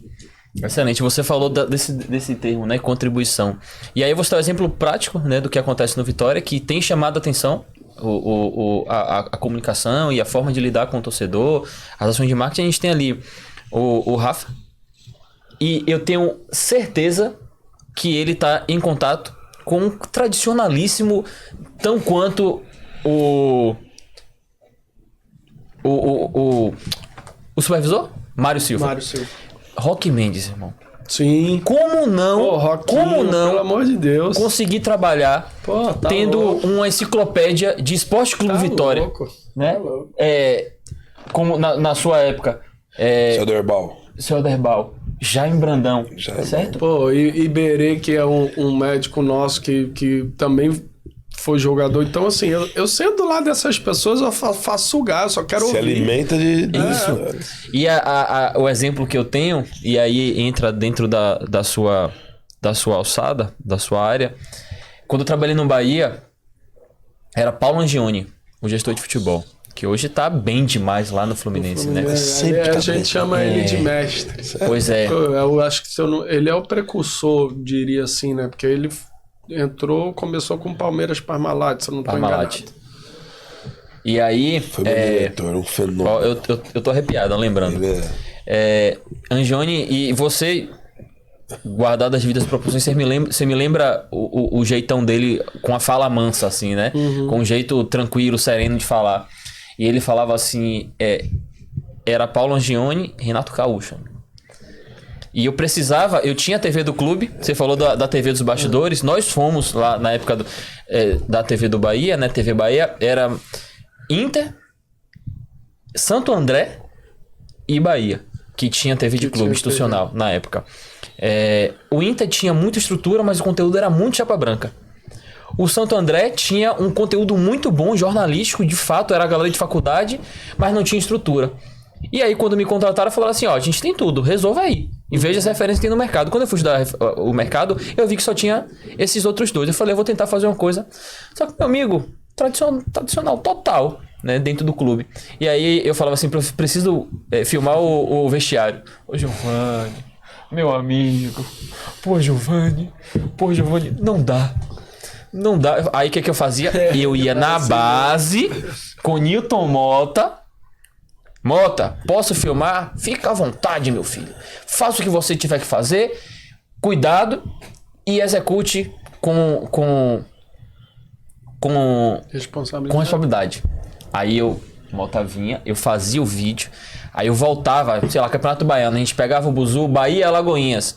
Nesse trajeto, eu sentava do lado de Angione, do lado de Renato Gaúcho e falava assim, olha aqui, é esse vídeo aqui. Tem alguma coisa que pode comprometer? Tem alguma coisa, aí mostrava. E aí, na época, o Bahia subindo, vivendo esse mesmo momento aí, depois de um tempo fora da elite e tal, os vídeos davam muito acesso. E aí, Angione falava assim, pode botar. Fica à vontade. Renato Gaúcho falava assim, bota e me mostra o resultado. E eu mostrava o resultado com as métricas lá, os números altos e tal. Eu falei, olha o quanto isso aqui é bom. Sim. Então, o Angione, ele foi um divisor de águas para mim dentro desse contexto, né? De unir o tradicional ao moderno, né? Você imagina, hoje ele lidando e trabalhando com um treinador como o Fernando Diniz, por exemplo, o tanto que deve ser disruptivo para ele, aqueles conceitos que, por exemplo, ele na Parmalat lá de 93 no Palmeiras, tendo que lidar, por exemplo, com o Luxemburgo, que era um treinador referência e tal, e aí hoje tendo que lidar com um cara que é completamente moderno, tô completamente fora da curva. E eu vivi isso na minha área, no meu departamento de comunicação. Então, mais uma vez, exemplo prático e claro, o departamento de comunicação do Vitória, ele não tem como caminhar sem Roque Mendes, por exemplo. Verdade. Eu não preciso extinguir a enciclopédia que tem dentro do clube. Exatamente. Né? E o executivo de futebol, ele precisa entender isso. Então, certo assim, um cara tão experiente como Angione tá lá no... Você não pode perder, né? Você tem que acrescentar, como a gente falou aqui, contribuir. Porque eu provavelmente nesse momento do Angione eu teria feito a mesma coisa, porque era algo que estava começando. E o que a gente se preocupa às vezes quanto a essa questão, debatendo um pouco isso, é tirar a naturalidade ou o momento de concentração do jogador. Só que hoje em dia, velho, a coisa que o jogador mais está acostumado é com o celular, aqui fala o tempo todo. Com o cara aqui, entendeu? Então, assim, a dificuldade que a gente tem é ao contrário, é fazer com que eles larguem o celular e se concentrem, entendeu? Então, eu vou chegar... Então, assim, é outra forma. Naquele momento lá atrás, de repente se tinha, né? Não tinha, de repente, o WhatsApp, não tinha... Então, os caras, de repente, se incomodavam um pouco mais. Mas é o que eu falo, a comunicação, ela tem que se sentir parte. O assessor, o cara da TV, Roque já é de casa, né? Já é um cara sensacional. Mas todo mundo que está ali no dia a dia, você precisa agregar e aproximar dos jogadores para que eles tenham naturalidade, porque senão o material não fica legal. Não fica. Entendeu? Se você não pega a resenha de fato como ela é, não vai ficar tão legal como poderia de repente ser. E para isso eu preciso trazer essa comunicação de fato para fazer parte do futebol, para estar dentro do futebol, para que ela possa entregar um produto melhor, para que ela possa entender inclusive a visão do atleta, do treinador, para que ela possa entender tudo que a gente pensa e que a gente faz para poder repassar para os outros veículos e falar, pô, sei lá, eu tava fazendo um material para TV Vitória, pô, e eu vi que, pô, como no intervalo eles fazem isso, como eles se preocupam com isso, como, pô, tem, sei lá, viajando, tem essa questão dessa suplementação nova, N coisas que às vezes são que a comunicação não estando inserida no processo, ela não vai conhecer. Eu falei que eu me arrepiei porque eu lembrei de uma situação com o próprio Angione, que ele falou assim pra mim, viajávamos o repórter, cinegrafista e o editor. A gente viajava, né? A gente acompanhava o time. E aí o editor quebrou o pé em casa. E aí Renê pode falar, tem esse testemunho, mas o que a gente fazia, o que eu cheguei pro Angione e falei assim, o cara quebrou o pé, vou ter que botar outro cara. Ele, Giovanni, é um momento delicado. Exatamente. Você vai botar outro cara dentro do nosso grupo. E aí, vence comigo, o que você acha que você pode fazer? Veja o quanto isso mudou minha vida. Eu era o repórter. Naquele momento ali, eu falei assim, eu não vou botar outro cara, ele é complicado, os jogadores não vão se sentir à vontade, a gente tá na campanha do acesso, e aí... Só que ele não disse um não. Ele me convidou a pensar numa solução. O que eu fiz? Eu vou aprender a editar. Um ano depois, eu fui contratado pela Globo como editor de imagem. Pois é. E aí, esse aqui é testemunha. Tudo aquilo que você viveu, ele contando... Isso aqui, ele é testemunha, né? Porque ele diz isso assim, que o clube, os jogadores passavam a ter confiança e me colocar como parte do processo. E aquilo ali foi importante. E ele precisa ser natural. É isso que a gente... porque futebol... Se fala, futebol é um ambiente muito fechado. Mas é muito fechado pelas coisas e pelas críticas, por tudo que vaza. Por quê? Se você perdeu um jogo e sai uma foto do cara rindo, a torcida quer te matar porque o cara perdeu o jogo e não pode rir, pô. Entendeu? Então, assim, por isso que se torna, entre aspas, um ambiente fechado. E quando, de fato, entra alguém que é alheio ao processo ou ao dia a dia, é normal, os caras já querem saber, pô, quem é aquele ali? Quem é aquela pessoa ali? Entendeu? Por isso que é importante chegar, fazer parte do processo, tá na viagem, entendeu? E se tornar como um membro, a comunicação ela precisa ser um membro da comissão técnica, entendeu? Excelente. Vamos um pouquinho para a boleiragem, que eu sei que o torcedor quer ouvir algumas informações importantes. Primeiro tô dando uma aula de gestão. Já tá acabando, porque Obrigado se deixar pela aula de gestão. Se deixar a gente fica aqui horas e horas. Ítalo, o Vitória começou de forma avassaladora, né? O Campeonato Brasileiro da Série B. E uma coisa que preocupa bastante o torcedor é a manutenção. É óbvio, a gente está falando dessas variações, né? É a manutenção de tudo isso, desse processo. O que você visualiza como um futuro para garantir que o Vitória vai se manter nesse estágio, certo? Vai continuar brigando ali no topo da tabela, se mantendo nessa briga, como você bem falou, e que, por exemplo, a janela que vai se abrir e que é natural perder jogador, lesionar, como que vocês se preparam para esse momento, porque está no início e a tendência é que o início seja um momento, inclusive, de fazer a gordurinha ali e tal, mas a gente sabe que vai ter a variação, vai perder jogador para contratação, para gringa, Vitória tem condição, o que tem sido feito, como é que vocês estão pensando esse momento de baixa que provavelmente chega? Só tem uma palavrinha que muda todo o contexto que tu falou, garantir.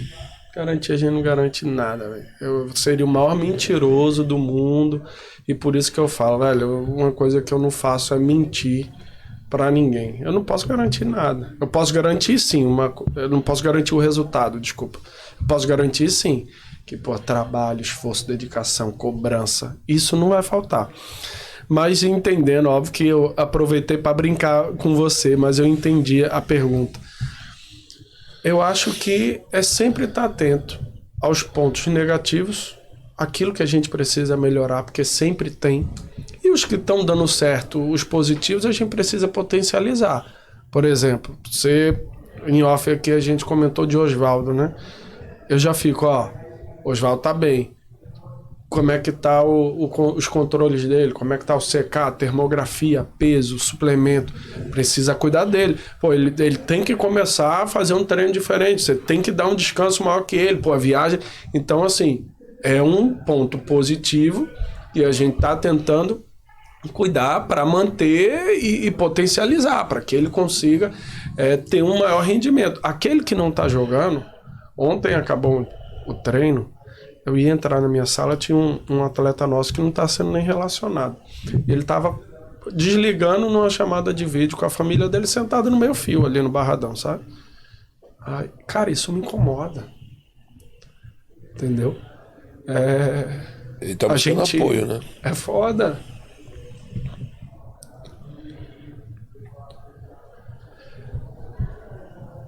O preço que paga, porra, de tá longe de família. Como é que eu vou só me preocupar com um cara que tá jogando, tá fazendo gol? Entendeu? Não, sentei lá do lado dele e tal. Velho, tu tá trabalhando. Tu tá se dedicando. Futebol é um contexto de coisas. Não depende só de você. Eu não posso te culpar em nada. Eu não posso chegar aqui e falar pra você, como eu já conversei com o seu empresário, que você provavelmente não vai ter oportunidade, que ele precisa ver um clube, precisa te tirar daqui, mas não é nada pessoal. Eu quero que você, como profissional, você seja destaque, que você esteja atuando. O jogador de futebol precisa jogar. Não entenda que eu tô aqui querendo ser o mal, que eu sou o filho da história ou é o treinador. Não adianta a gente personificar um culpado, entendeu? Porque o preço que paga de estar longe de filho, longe de família, de não ter Natal, Ano Novo, é muito alto e ninguém vê isso. Então eu vi ele assim, eu vi ele chateado. Eu sentei do lado ali do meio fio com ele e falei, velho, pô, vamos lá. Falei sim com o seu empresário, tem coisas que... Mas eu não tô fazendo isso, não é porque você incomoda, você não me incomoda em nada, o grupo gosta de você, você tá aqui, você trabalha. Me incomoda sim. Você não está jogando. Assim como eu sei que você se incomoda. E precisa se incomodar. Porque se você não se incomodar com isso, você vai se tornar um profissional medíocre. E vai acostumar a não jogar e vai se preocupar só com o salário em dia. E antecipado, que graças a Deus o Vitória tem feito isso. Entendeu? Então, as pessoas precisam entender isso. E, velho, é isso. É você pegar esse cara que não tá jogando ali. Eu falei... E outra coisa, o futebol muda muito rápido. Continue treinando, continue se dedicando, continue chegando no horário, continue sendo profissional, porque tem uma pessoa lá em cima que sabe de todas as coisas que a gente não sabe. E, de repente, seja aqui ou seja em outro lugar, você precisa estar preparado quando a oportunidade vier, entendeu? E, pô, se for no Vitória, porra, velho, vou ficar feliz pra caralho, vou te abraçar e poder, porra, curtir esse momento com você. Mas se for em outro clube... Como hoje você não está tendo oportunidade aqui, você também precisa estar aqui trabalhando, se preparando para quando chegar lá, você chegar lá pronto. Porque futebol é um contexto de coisa. Às vezes o cara, pela característica, ele não encaixa, e René sabe muito bem disso. Vamos lá, um Rogério Ceni, um goleiro René, que não joga com os pés, vai jogar com o Rogério Ceni? Nunca. Não vai jogar. Ele pode ser o melhor goleiro do mundo. Então não adianta o Rogério Ceni chegar lá no clube, o cara ficar triste, chateado, é simplesmente uma questão de uma característica, que é o que acontece com alguns jogadores nossos, entendeu? Eles não jogam por uma questão de uma característica que você, a partir do momento que você passa a ter uma ideia de jogo, você vai ter que escolher qual é o perfil, qual é a característica dos jogadores que você vai utilizar ali. Você não vai conseguir, não, vamos botar todo mundo aqui no mesmo, no liquidificador, bater todo mundo, é todo mundo. Não, não são iguais. Eles têm as características diferentes, eles têm as capacidades diferentes. Tem um que é mais técnico e não tem força, tem outro que não é técnico, mas tem força. E aí o treinador vai escolher qual? O que tem força ou o que é técnico? Entendeu? Dependendo da posição, dê para ter os dois, por causa do momento do jogo. Dependendo de outra posição, não dê. Ele seja exigente, que ele só quer aquela característica. E é isso, velho. Entendeu? A gente falou sobre o tradicional aqui, e eu vou fazer o meu papel Na minha concepção, né? O tradicional ele não pode ser desvinculado, Com você falou certeza. isso, né? De primeira. E aí a pergunta tradicional, o tipo de pergunta também vai continuar fazendo parte da rotina de quem faz e de quem é perguntado. Vitória pode contratar, tem se movimentado, tem estudado o mercado para fazer novas contratações ou estancou ali, não vai sair mais nada? Como é que tá? Não, eu falo para todo mundo o seguinte, que eu só não estou pensando em contratação quando realmente não se pode mais contratar. Agora a gente pode contratar? Pode contratar. Julho pode contratar? Pode contratar. Depois de julho, pode contratar? Porque as pessoas confundem janela com poder contratar. Enquanto que agora me fugiu a data, tem uma data lá que encerram as inscrições da Série B. A partir dali, não se pode contratar. Ah, Ítalo, e aí você parou de pensar em contratação? Não, eu vou continuar pensando em contratação pro ano que vem. Então a gente pensa em contratação 24 horas por dia. A gente não relaxa, não, é o tempo todo. O tempo todo eu estou pensando. Eu acho que o futebol brasileiro, com essa questão das janelas, só tem a ganhar, apesar de muita gente criticar. Porque é o momento que o profissionalismo precisa fazer a diferença, o planejamento precisa fazer a diferença. E a gente utiliza todo esse espaço para verificar o que tem de oportunidade no mercado, o que você tem na sua equipe que você precisa melhorar, seja às vezes não seja o caso de tirar ninguém, seja de trazer alguém com uma característica diferente para dar uma opção diferente. Então, eu estou muito feliz, muito contente com todo mundo. Claro que eu estou. Mas chegar aqui e ser hipócrita e dizer que eu não penso em contratação, que eu não acho que a gente pode melhorar, claro que a gente pode melhorar. Dormi e acordei com a informação de que o torcedor Pode falar. Marinho é um nome que está sendo analisado e desejado pelo Vitória. Desejado, eu sei que um cara daquela qualidade pela maioria dos clubes, né? Mas o que há de verdade nisso? É que nem Messi com Barcelona, né, meu amigo? O torcedor do Barcelona sempre vai sonhar com o retorno de um grande jogador que foi ídolo, que hoje está num patamar financeiro muito acima da realidade do clube. Sonhar é de graça. Tentar, o não a gente já tem. Então, assim, o que existe de oficial? Nada. Só a vontade. Que óbvio, se tu me perguntar, pô, tu tem vontade que o Marinho... Claro que eu tenho vontade, queria muito. Inclusive, considero ele um parceirão, porque o Marinho foi pro Náutico... Quando o Marinho voltou a surgir, foi a partir do Náutico. Entendeu? Em 2014, pô, era Marinho, Vina... tinha um baita de um time. E Marinho tava 1 ano sem jogar. Léo Duarte, do Flamengo, o zagueiro. Não, o do Flamengo é Léo Pereira. Léo Pereira, desculpa. Mas foi em 2015, foi no mesmo ano do Eduardo Bauerman, que tá nessa confusão aí. Meu zagueiro naquele ano era Eduardo Bauerman, Léo Pereira e Igor Rabelo. Aí Luiz Alberto, que era o experiente, machucou. Se eu não me engano, Elivelton também. Aí tinha mais 1 ou 2 meninos. Elivelton, o captador do Red Bull? Não, Elivelton acho que ainda tá jogando. Era um zagueiro da base do Fluminense, já tinha jogado a Série A, bom jogador também. Depois ele acabou sofrendo com lesão. Mas é essa questão, entendeu? Então, tipo assim, eu tenho um carinho muito grande pelo Marinho, porque eu lembro quando a gente estreou e venceu o clássico. A gente estreou com um clássico na Ilha do Retiro e venceu. Eu lembro do Marinho entrando no vestiário carregado, extenuado, assim. E ele, quando a gente fecha a roda, ele começa a chorar, agradecendo a oportunidade, porque fazia 1 ano que ele não entrava em campo e tal, que ninguém mais acreditava nele, que ele não sabia se ele ia parar ou não de jogar futebol. E aquele ano ele foi bem. Chegou no final do ano, a gente não permaneceu com ele. Eu jogo isso na cara do meu fisiologista, por isso que a gente tem que usar as informações, mas no final o feeling e a informação tem que ser nossa. Marinho? A gente não fez proposta de renovação porque ele machucava muito. Caramba. A gente pegou a minutagem dele, GPS, tudo. Aí ele foi pro Ceará. Estourou. Aí foi quando o Mini Mini-míssil, aleatório, aí de lá, pá, bum, estourou. Entendeu? Então, pô, até hoje eu tenho o prazer de conversar com ele, assim, querer, não gostaria muito. Mas hoje existe uma possibilidade muito remota e essa que é a realidade. Você falou de um tema delicado, a gente está chegando no nosso final e não pode deixar de falar disso aí. A polêmica das apostas.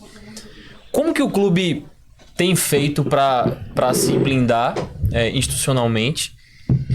E como que o clube tem feito para acompanhar, e especialmente depois que estourou a polêmica, e educar os próprios atletas, né? Porque hoje o discurso dos atletas é que eu não sabia que era crime. Né? Aí às vezes a gente sabe que atleta, treinador, em alguns casos mais extremos, desconhece a própria regra do jogo. E existem, nesse contexto, é uma questão social, né? Uma questão que vai para além das 4 linhas. Como que vocês têm feito isso? Tá rolando palestra? Não tá? Existe um processo de educação? Como é que o clube tem lidado com isso? Eu acho que é bem o que tu falou. Um buraco é muito mais fundo. É, de fato, a questão da educação. Me preocupa muito quando um cara... eu ouvi que um deles falou, não, mas eu achei que não prejudicava a minha equipe. A partir do momento que você tem um regulamento de normas internas, que você, por exemplo, tá ali dizendo que levar um cartão amarelo, você pode ser punido com isso também... Talvez, num momento, quando o cara procurasse ele na aposta, ele já teria uma percepção diferente. Mas isso precisa ser algo interno dentro do clube, que eu, particularmente, em todo clube que eu chego, eu tento fazer. Então, um manual de normas internas é uma coisa, as regras de uma caixinha, né, Renê, é outra. Então, assim, o cara tomou um cartão amarelo, multa. Mas pra quê? Não é para tirar dinheiro de ninguém. Esse dinheiro retorna pra gente de alguma forma. A gente faz um churrasco, a gente faz um trabalho social, compra uma chuteira pro menino da base, dá cesta básica pras tias ali da cozinha e tal. Mas é muito mais amplo do que até mesmo você ter esse manual de normas internas ou uma caixinha dizendo que é uma questão de educação, né? É triste esse momento, mas, sendo bem sincero, é triste, mas eu tô muito feliz. Porque há anos que a gente fala isso, há anos que a gente espera que essa bomba estoure. E assim, conheço o presidente do Vila, Hugo, e sou muito grato a ele ter tido a coragem de iniciar um processo, porque de repente, se ninguém tivesse dado o primeiro passo, fica um esperando por outro e ninguém faz, né? E internamente hoje o que a gente visualiza é essa questão da comunicação e de educação, de mostrar para ele que existe, sempre existiu. Pouca gente sabe, sempre existiu no regulamento geral das competições da CBF que o jogador não pode apostar, que os parentes dos jogadores não podem apostar, que eu não posso, que meus parentes não podem, que a tia da cozinha, se trabalha dentro do Vitória, não pode, se o segurança que abre o portão do Vitória hoje trabalha dentro do Vitória, não pode apostar, isso é proibido. E como é que as pessoas sabem disso? Informação e educação. Você precisa... né? Mas não aposto no nosso jogo. Tudo isso é errado, cara. Então, assim, a partir do momento que tá no regulamento dizendo que não pode, não pode. Então, hoje a gente, através do nosso jurídico, a gente, para não fazer uma reunião, uma palestra ou algo do tipo raso, a gente está tentando colher o máximo de informações, inclusive pedindo para o Ministério Público de Goiás para que a gente possa preparar algumas coisas que sejam de fato efetivas, né? E que, na minha visão, isso não pode parar por aí. Já no meu outro clube eu já pedi, e no Vitória eu cheguei, as coisas já estavam, né, no meio do caminho. Se fosse no início do ano eu teria tido a mesma atitude de rever as minutas contratuais. Hoje o atleta precisa responder pelo doping, por uma agressão a árbitro, por homofobia, por racismo. Tudo isso eu garanto para você que a maioria dos clubes não se preocupa em colocar isso no contrato. E no meu último clube eu coloquei, e aí, ainda teve gente, não, mas, você pode rescindir se ele cometer um ato de... Posso. Por que não? Ah, mas posso ser no momento do jogo ali. Não interessa. Ele não pode, ele não tem uma desculpa, não tem um momento ideal. Ele precisa saber que isso é algo que é muito sério e é crime. E se ele cometer crime, sendo atleta desse clube aqui, ele precisa responder. E eu faço questão de não trabalhar com nenhum tipo de atleta que tem esse tipo de atitude. Que são coisas que muitas vezes a gente não pensa, mas que precisam estar inseridas nos contratos. Eu concordo e compactuo com muita coisa que você falou, com 100% eu vou falar, mas tem algumas coisas que são de dentro de clubes que me preocupam. Primeiro que eu acho que tinha que acabar com essas apostas individualizadas. Exemplo, quem faz pênalti, quem é expulso, tudo isso aí. Acho que isso ia ajudar muito também o outro lado de que acabou virando o réu, né? Que é o atleta.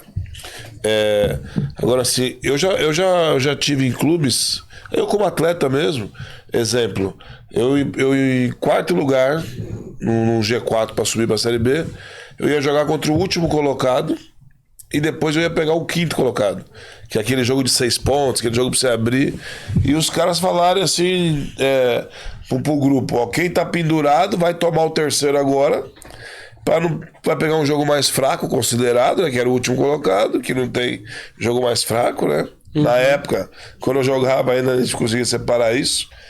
E pra gente estar inteiro contra o quinto colocado, que é o jogo de 6 pontos. E hoje eu vejo muita gente mal instruída, né? Como você falou, no contrato já tem a regra da CBF e ninguém nunca externou tudo isso. E hoje eu vejo muita brecha para essa individualização da aposta. Exemplo, o cara vai tomar um terceiro amarelo. Você imagina que se esse moleque que sem estudo algum, ele vira para um amigo dele do bairro e fala assim: vou ter que tomar o terceiro hoje que o outro jogo não joga. Claro. Ele já abriu, ele já entrou pro negócio sem nem perceber. Aí o amigo dele já vai falar pro outro: meu, o cara vai tomar o terceiro. Sim. E aí ele nem sabe que num bate-papo com um amigo ele já virou a aposta do negócio. Sim. E aí isso me preocupa demais, porque assim, vai abrir um leque absurdo. Como mata isso? Na minha visão, René, elimina a aposta individualizada. Sim. Elimina o cartão amarelo, elimina o cartão vermelho. O escanteio, porque é absurdo. Até número de faltas, se eu não me engano. Que é absurdo. Tem, né? E tira isso da aposta. Isso. E acabou. Isso consegue resolver. Agora, a gente invadir você pegar um atleta de Série A, que hoje o grande impacto é porque chegou na primeira divisão, que chegou na segunda divisão, que não são níveis maiores, né? São elite. E aí, se você pegar, você abrir os olhos e fala, meu Deus, sem nem perceber, você abriu o esquema. Do cara comentar com alguém, vou ter que tomar o terceiro. Fudeu. E aí isso é péssimo pro futebol, isso é péssimo pra carreira. Bauer, mano. Eu vejo uns nomes aí que eu olho e falo, meu Deus, velho. Mas eu trabalhei com Pois eu vejo os caras e eu falo, meu. Eu olho os caras e falo, meu Deus, não acredito que esse cara tá nisso aqui. Entendeu? E aí você fala, aí você vê as mensagens, você fala, caralho, eu olho pro lado e falo, meu Deus, esse cara tava comigo aqui. Pois é, eu trabalhei com alguns deles e é triste. Eu conheço uns deles, meu Deus. Pessoas tipo Dadá, o menino veio do interior, eu lembro dele jogando no Salgueiro, sabe? Enfim, eu espero que isso concretize, puna quem tem que punir, porque eu acho que quem fez errado tem que ser punido. É a chance. Agora, um ponto que tu falou que é muito importante, cartão amarelo, ele sempre foi, nesses momentos, é uma estratégia. Faz parte da estratégia. É que nem a questão que a gente comentou mais cedo do treino fechado. Treino fechado sempre, eu acho uma besteira, mas pode ser, não divulgar uma relação sempre, eu acho besteira, mas vez por outra pode ser uma estratégia. Se você mudou, se você vai fazer no treino uma jogada ensaiada, se você na véspera do treino um atleta seu acabou se machucando, você vai ter que mudar, ninguém tem aquela informação, isso faz diferença. Até o outro time, você mudou a formação, entender ali 5, 10 minutos de vantagem que tem no jogo, é coisa pra caramba, entendeu? Então eu acho que parte daí. A questão das apostas, eu espero, e eu acho que eu concordo contigo, eu acho que se fosse tirasse essa questão individualizada, colocasse só quem vence, quem vence, vitória, empate, e acabou, entendeu? Acabou.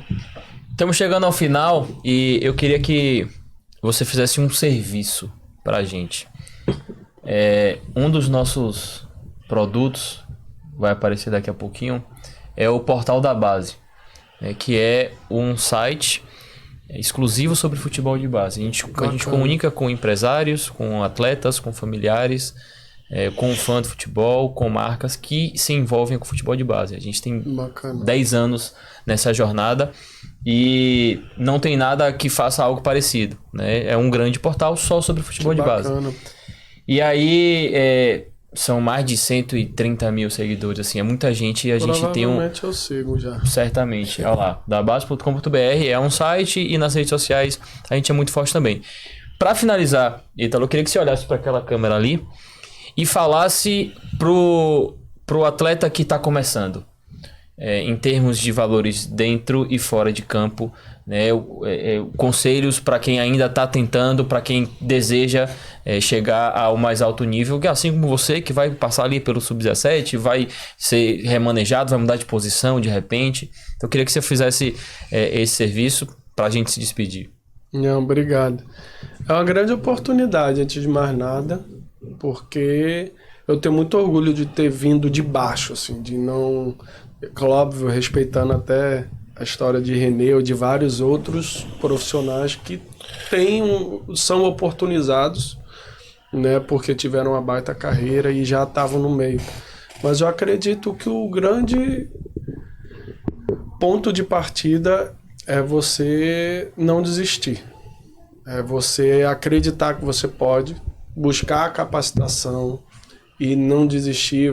A gente, na vida em si, a gente sempre escuta muito mais não do que sim, num contexto geral. Então, assim, não é no primeiro, não foi no segundo, não foi quando o treinador lá, que eu fui estagiário dele, não me dava atenção que eu desisti, não foi no primeiro mês, não foi no segundo. Eu continuei, e se não desse lá, não ia desistir, eu ia continuar tentando. Então, não é desistir, né? É aliar isso, obviamente, a capacitação, a educação, a profissionalismo, tudo isso, e a oportunidade, porque a oportunidade vai chegar. Essa semana eu estava vendo um vídeo do próprio Neymar, dele falando isso: pô, eu joguei com gente muito melhor do que eu, mas eu não desisti, eles desistiram. E eu acho que o X é isso. Beleza, encerramos mais uma aula. Vamos encerrar, mas tem um rebote rapidinho só pra você faz, Então seu vamos. fera. Pega a luva aí. E Vai. Rapidinho, então. Pega ali, por favor, aquela. Coisa rápida. Mete a luva aí. Mete a luva. Você não jogou no gol, eu sei, mas tem que meter a luva que é rapidinho. Pode meter a luva, por favor. O Casarcanjo. Tá todo mundo de olho aí pra cornetar. Lucas ontem fez um treino, meu amigo, que ele pegou até pensamento, viu? Pelo amor de Deus, que momento que ele tá, cara. Fico Ele feliz. merece. Rapaz, nunca tinha vestido uma luva, não. Você pensou que era fácil também, né? Rapaz, Tira os copos, tira o copo. Põe, por favor. Vai, dale. Ítalo, como é que aqui é a brincadeira é pô, o botei logo na seguinte. canhota, eu sou destro, pô. A gente precisa fazer... Eu vou te falar uma palavra, certo? E você vai resumir sem rebote, sem pipocar, certo? Te mando a bola, você de imediato fala com o mínimo de palavras possível, se possível uma, e me retorna para que eu Beleza. possa É agora, dar tio. sequência. É agora. Deixa eu pegar aqui no roteiro.